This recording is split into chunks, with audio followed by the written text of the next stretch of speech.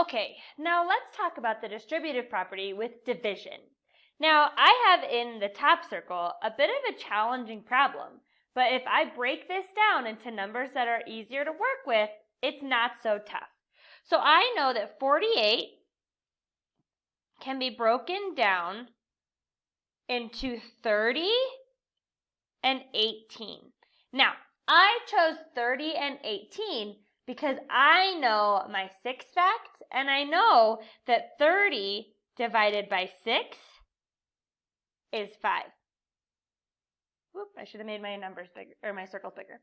I also know that 18 divided by 6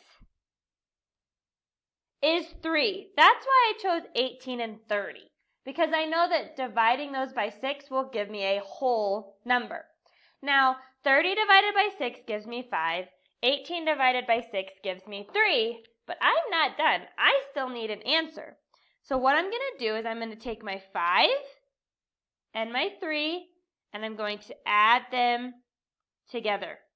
5 plus 3 gives me 8, which tells me 48 divided by 6 equals 8. That's how we use the distributive property to divide. We'll continue getting into this a little more as the year continues.